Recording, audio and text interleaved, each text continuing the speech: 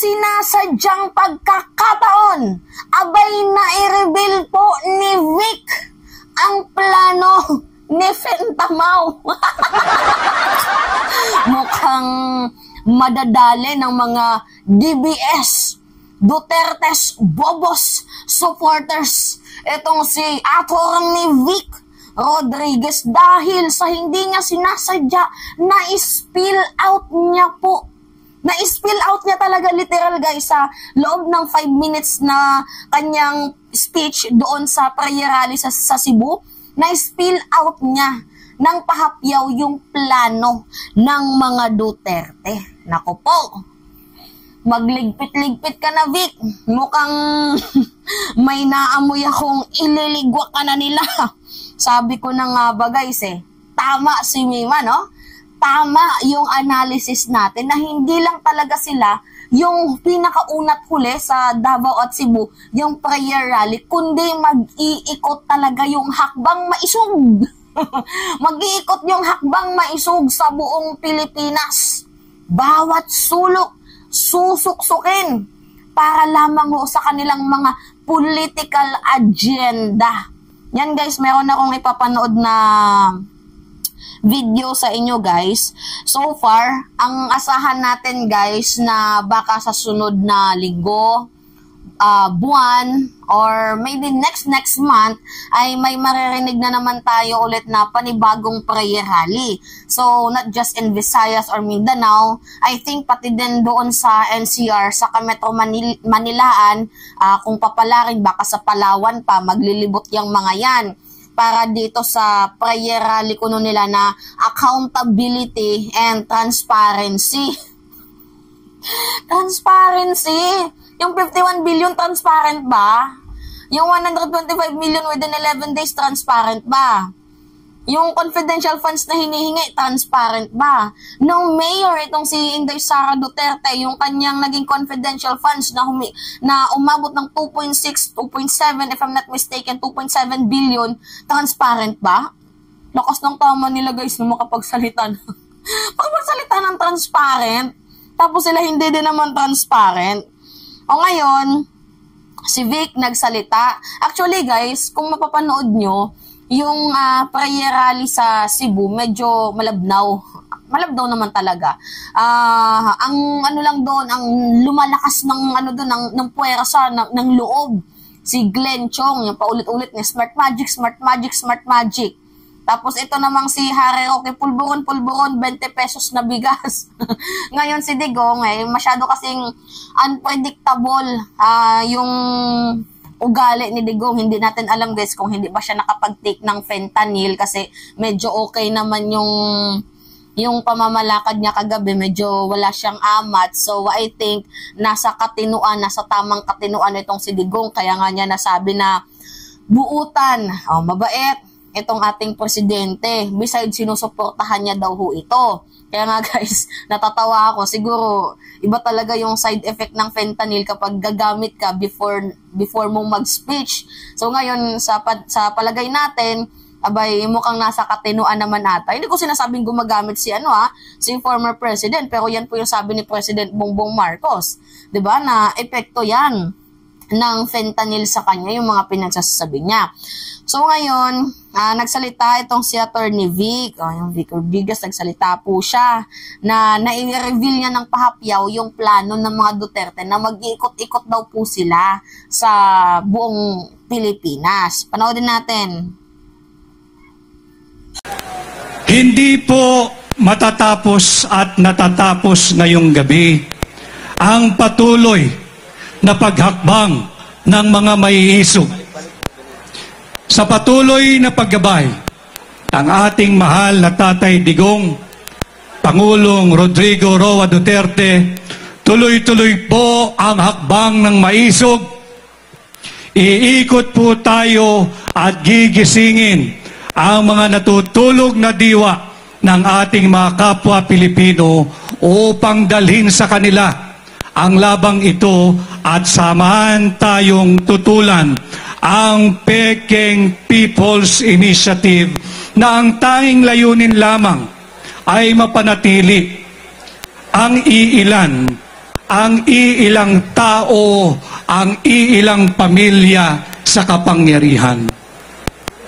Kaya po, hindi ko na pakakahabaan, tuloy-tuloy po ang hakbang ng maisog. Sama-sama po tayong iikot at sabay-sabay na iparirinig ang ating nagkakaisang tinig that we, the sovereign Filipino people, are not for sale.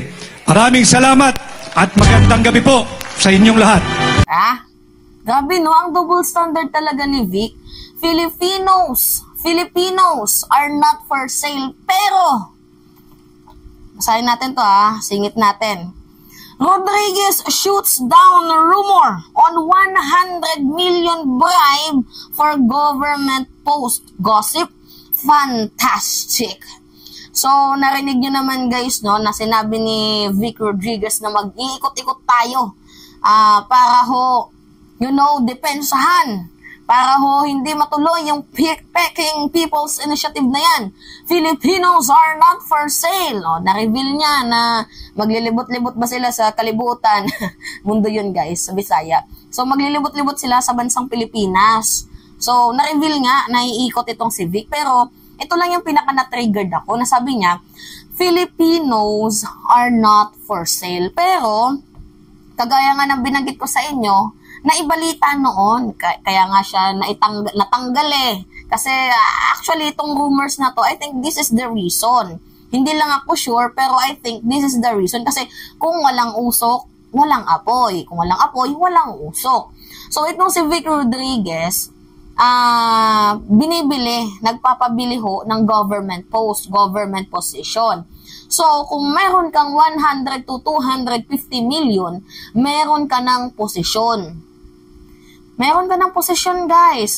Lalo pa ngayon ng posisyon, kapag meron kang lagay dyan sa ahensya, pag humingi ka ng kwarta ba, madali lang maibalik yung binayad mo dito sa sa Marcos administration, sa pamamagitan kasi naging secretary itong si Vic noon 'di ba? Executive secretary. Dumadaan sa kanya yung mga yung mga appointees. Itong si Vic ay naibalita na bayaran nyo lang ako ng 100 to 200 million, may posisyon na kayo. Kumbaga, binibenta niya ang posisyon. Kaya nga, no wonder kung bakit malakas pa rin yung koneksyon ni former President Rodrigo Roa Duterte sa loob ng Malacanang. It is that because meron pang mga di umano'y appointees daw kuno itong si Attorney Vic Rodriguez na nandyan pa sa Malacanang, hindi pa nawawalis, hindi pa naliligwak ni President Bongbong Marcos. So, nagigets nyo ba guys yung punto ko? Ang double standard ni Attorney Vic Rodriguez. So, sabi dito, Executive Secretary Vic Rodriguez brush off the chismis gossip, talks that he asked for 100 million in exchange for the appointment of individual purportedly endorsed by a religious group to a government post.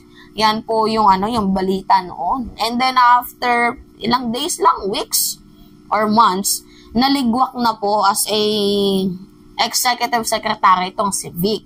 Tapos sasabihin ni Harry Roque, tingnan nyo si Vic, sinabi ni Presidente na magpapakatiwala ang tao. Pero anong nangyari? 2 months pa lang po sa pwesto, tinanggal na. Sino ba namang hindi tatanggalin kung ganito yung ginagawa? 'Di ba? Sino hindi tatanggalin kung ang aim, ang goal ni President para sa bayan?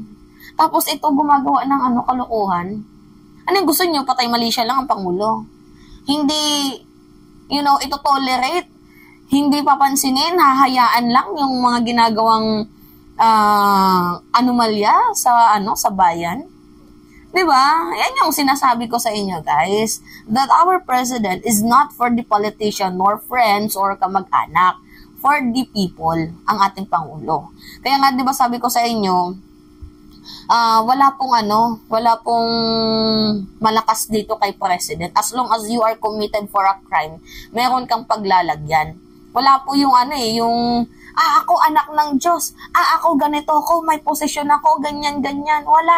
Wala pong ganun sa ating presidente. As long as you are committed for a crime, kung meron kang ginagawang masama, then you should face your consequences without exception. Gets? Wala pong walang exception dito. Kung may pangalan ka man sa wala, as long as may ginawa ka, tatamaan ka. Yan po ang administrasyon natin ngayon. So, luckily, nalalaman natin kung sino po yung mga committed for a crime, kasi masyado tayong naging bulag nung nakaraang administrasyon, talagang hindi natin masabi. Natural lang naman po sa mga tao, kagaya natin ang nagkakamali, pero ngayon na namulat tayo sa katotohanan, i-voice out natin yan. So anyway, yun lamang po guys. That's me again, si Mima Alicia yung tagbabalik ulit para sa ating panibagong video.